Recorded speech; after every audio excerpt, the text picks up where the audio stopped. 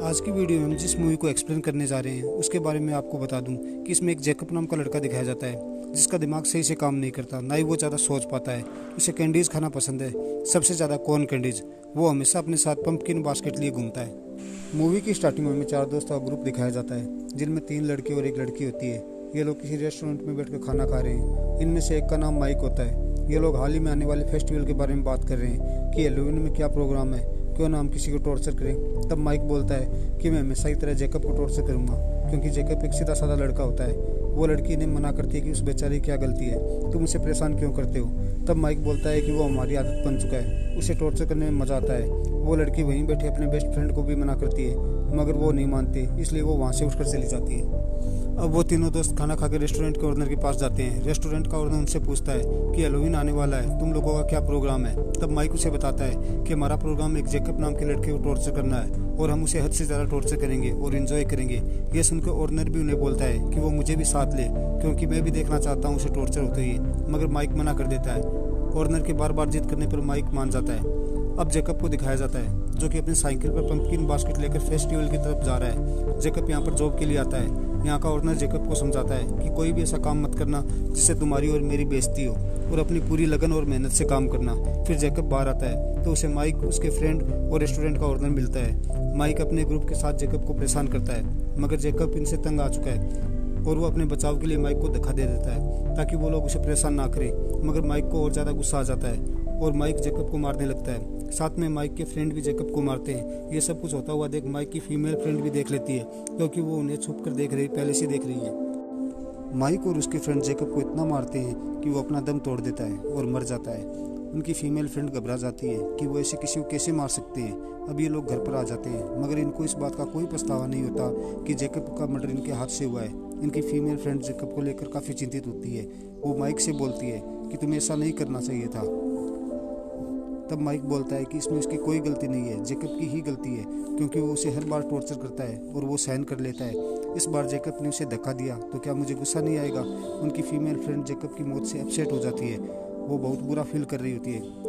जब फेस्टिवल में शो का ऑर्नर जैकब की डेड बॉडी देखता है तो उसे बहुत गुस्सा आता है कि कोई उसके वर्कर्स को ऐसे क्यों मार सकता है। शो का ऑर्नर एक अच्छा इंसान होता है। वो अपने 2 वर्कर्स को जैकब की डेड बॉडी को अंदर ले जाने को कहता है और जैकब की डेड बॉडी को एक मास्क पहनाता है और कुछ मंत्र बोलता है, जिसकी वजह से कोई आत्मा जैकब में आ जाती है और वो खड़ा हो जाता है। वो ऐसा इसलिए करता है ताकि जैकब अपनी मौत का बदला ले सके। अब माइक की फीमेल फ्रेंड शेरिफ के पास आती है और बताती है कि माइक और उसके साथियों ने जैकब को मार दिया है। इस पर शेरिफ कहता है कि ठीक है, वो देखता है, मगर अब तक उसके पास कोई रिपोर्ट नहीं आई है। फिर शेरिफ को पता चलता है कि उनके साथ उसका बेटा भी होता है। वो सोचता है कि ऐसे कैसे हो सकता है, वो खुद तो इतना शरीफ है, उसका बेटा कैसे किसी को मार सकता है। इसलिए शेरिफ शो के ओनर के पास जाता है और उससे जैकब के बारे में पूछता है। शो का ओनर शेरिफ को बोलता है कि वो जख्मी हुआ था, अभी जिंदा है। वो जख्मी होने की वजह से मैंने उसे घर पर आराम करने के लिए छोड़ दिया है। इस पर शेरिफ जैकब के घर जाता है और दरवाज़ा खड़खड़ाता है, मगर कोई दरवाज़ा नहीं खोलता, इसलिए वो चला जाता है। अब सीन चेंज होता है और हमें दिखाया जाता है कि माइक की फीमेल फ्रेंड के पास उसका बेस्ट फ्रेंड आता है और बोलता है कि शेरिफ जांच के लिए गया था और जैकब मरा नहीं है, अभी वो जिंदा है। इससे वो रिलैक्स महसूस करती है और कहती है कि शुक्र है कि जैकब जिंदा है। अब रेस्टोरेंट के ओनर को दिखाया जाता है। वो किसी को कहता है कि उसका हैलोवीन का फेस्टिवल बहुत अच्छा गया और उसने खूब इंजॉय किया। अब रेस्टोरेंट का ओनर वॉशरूम में रहता है। उसे वहीं पंपकिन बास्केट पड़ी दिखाई देती है और उसमें कुछ कॉर्न कैंडी होती है। वो उसे खाने लगता है। तभी वहाँ जैकब आ जाता है। जैकब अब काफ़ी खतरनाक दिख रहा होता है। वो रेस्टोरेंट के ओनर का पेट फाड़ देता है और उसे मार देता है। इस तरह वो अपने एक मर्डरिस्ट का बदला ले लेता है। अब शेरिफ यहाँ इन्वेस्टिगेशन के लिए आता है। उसे रेस्टोरेंट के ओनर की डेड बॉडी के आसपास कैंडी कॉर्न बिखरी हुई दिखती है।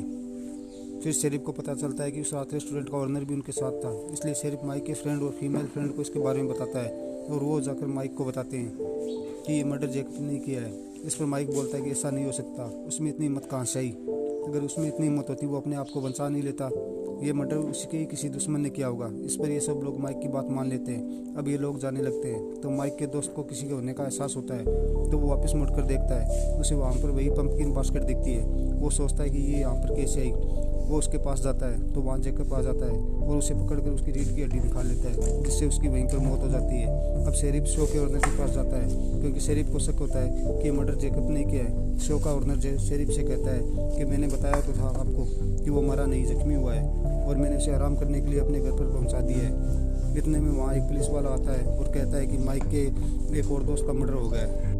अब वहाँ शेरिफ जाकर देखता है तो यहाँ भी डेड बॉडी के आसपास कैंडी कॉर्न बिखरी मिलती है। इससे शेरिफ का शक यकीन में बदल जाता है कि ये मर्डर भी जैकब ने ही किया है, इसलिए वो जैकब के घर जाता है, मगर वहाँ कोई नहीं होता। शेरिफ बेड के नीचे देखता है, वहाँ एक अजीब सी डेड बॉडी होती है जो कि जैकब की मदर की होती है, मगर इस डेड बॉडी से इन मर्डर का कोई ताल्लुकात नहीं होता। इसलिए शेरिफ जैकब की तलाश में निकल जाता है और अपने बेटे को कहता है कि तुम घर से बाहर मत जाना, तुम्हारी जान को खतरा है। अब शेरिफ शहर में होने वाले फेस्टिवल को रोक देता है। इसकी वजह से शो का स्टाफ गुस्सा होता है और ऑर्डनर से कहता है कि अब वो लोग क्या करेंगे और क्या कमाएंगे, इनमें ज़रूर आपका कुछ ना कुछ ताल्लुकात है। तभी वहाँ बैठा एक व्यक्ति ऑर्डनर से बोलता है कि क्या आपको लगता है आप जो कर रहे हो वो ठीक है, आप जो कहेंगे हम वो मान लेंगे।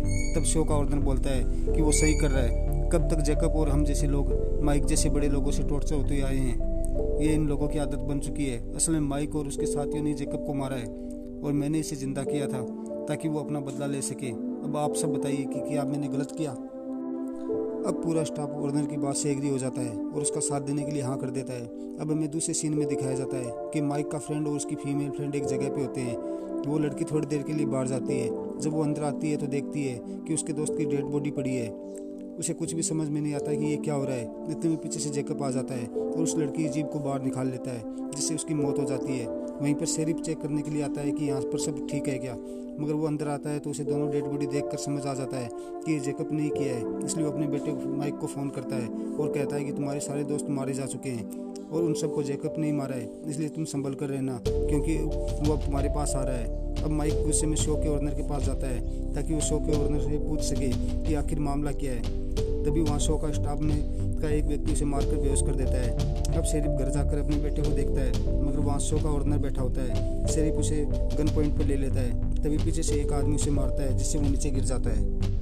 फिर शो का ऑर्डनर नाइफ लेकर शेरिफ की गर्दन काट देता है, जिससे वो वहीं मर जाता है। अब माइक को जब होश आता है तो वो देखता है कि वो चेयर पर बैठा है और उसके हाथ बंधे हुए हैं। अब माइक वहाँ फेस्टिवल पर अकेला होता है, हेल्पलेस। तभी माइक देखता है कि वहाँ पर उसके फादर की गाड़ी आती है। माइक काफ़ी खुश होता है क्योंकि वो जानता है कि अब उसके फादर आ गए हैं और वो उसे बचा लेंगे।